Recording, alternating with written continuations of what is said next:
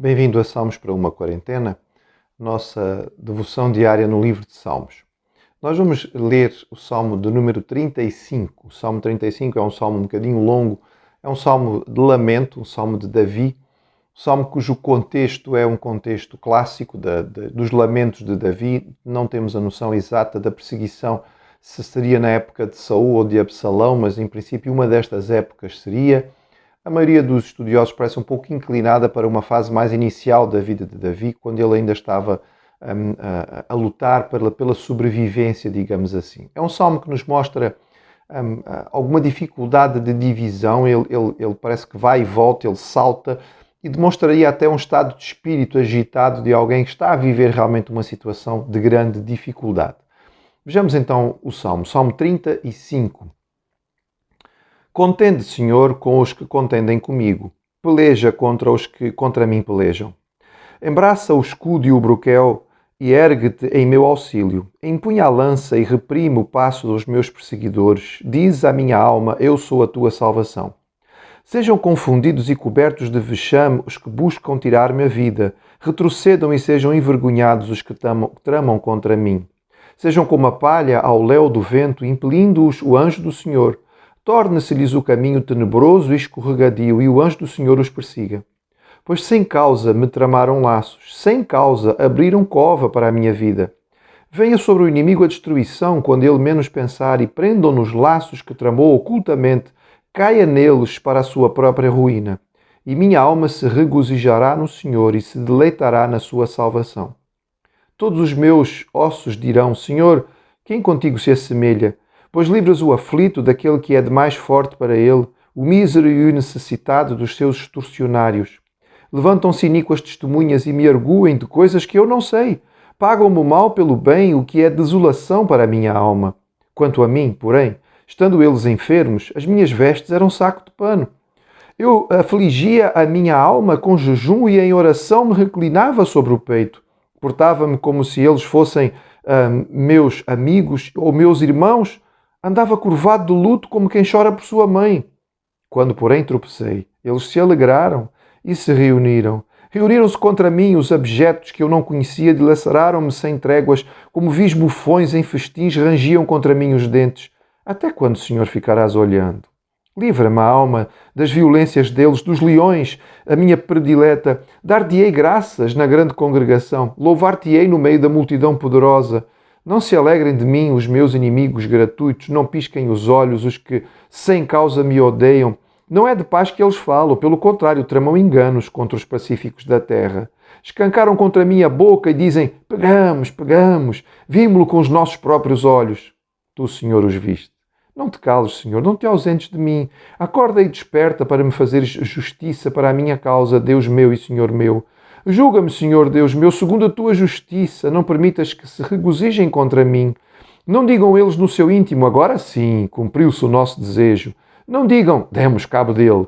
Envergonhem-se e juntamente sejam cobertos de vexame os que se alegam com o meu mal. Cubram-se de pejo e ignomínia os que se engrandecem contra mim. Cantem de júbilo e se alegrem os que têm prazer na minha retidão.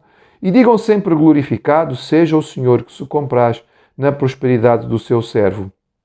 E a minha língua celebrará a tua justiça e o teu louvor todo o dia. Como viram, este salmo é um salmo que demonstra alguma agitação em termos de estado de espírito. Ele várias vezes parece que vai terminar, não é? Ele começa falando sobre as suas dificuldades, as suas angústias, ele pede proteção ao Senhor, ele chega no momento da adoração e a gente pensa que o salmo termina. Não, o salmo continua, ele volta outra vez a falar daquilo que sofreu. É próprio de quem está em dificuldade. Quando nós estamos em momento de angústia, quando estamos a sofrer, aquilo que aquelas pessoas más, enfim, que se colocaram como nossos adversários, fizeram contra nós, volta à nossa mente. Nós recordamos outra vez o que falaram, o que disseram, a maneira como se comportaram, e estas coisas acabam por servir de angústia e trazer-nos ansiedade, e portanto elas são repetidas aqui de forma, podemos dizer, bastante natural pelo salmista. Ele clama a Deus que o Senhor o possa proteger. Ele convoca a Deus como o guerreiro divino nos primeiros versículos, não é? Pedindo a Deus que pegue a lança e as flechas e que lute por ele, porque ele reconhece que não tem forças suficientes contra estes inimigos. Ele descreve o comportamento destas pessoas. Portanto, nós vemos que estes seus inimigos são viciosos, não é? Eles são mentirosos, eles são conspiradores, eles estão a tentar derrubar a Davi. Fica bem claro que as suas acusações são falsas. Davi reclama a sua inocência. Ele diz sem causa. Várias vezes ele diz isto. Sem causa eles estão a fazer o que estão a fazer contra mim. Não é verdade aquilo que estão a dizer. Eles estão a preparar-me buracos para que eu possa cair, mas não existe motivo para isto. Portanto, aqui não se aplicava uma lei correta de talião, ou seja, ele fez e agora está a pagar. Não, ele reconhecia que não tinha feito nada e por isso ele pede a Deus que aplique a sua própria justiça. Estas pessoas criavam ainda mais dificuldade, porque Davi tinha para com elas um sentimento positivo. Ele descreve mesmo, ele diz, quando estas pessoas ficavam doentes, eu sofria imenso por causa disto. Eles ficavam enfermos e eu andava vestido de sacos, eu punha cinza na cabeça, eu me comportava como se eles fossem meus irmãos de sangue, filhos da minha mãe. Mas quando eu fiquei mal, quando as coisas me correram mal, eles fizeram uma festa, né? Ficaram todos felizes da vida, né? Bateram palmas porque afinal a sua lisonja era falsa. Eles estavam a bater palmas quando estavam perto de mim, mas na verdade eles tinham inveja. Eles cobiçavam a minha posição, eles queriam que eu fosse derrubado. Quando eu fui derrubado, eles mostraram a sua verdadeira face. Mostraram quem realmente eram. E fiquei a perceber que afinal de contas eles não eram amigos. Eles não estavam próximos de mim. Eles queriam era derrubar-me. Esta é a expressão do coração do salmista.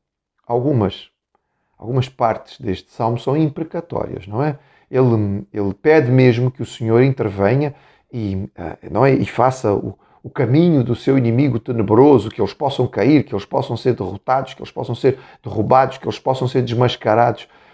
Nós não podemos criticar Davi porque, de forma honesta, teremos que reconhecer que este é o desejo do seu coração, é natural dentro daquilo que é o sentimento humano.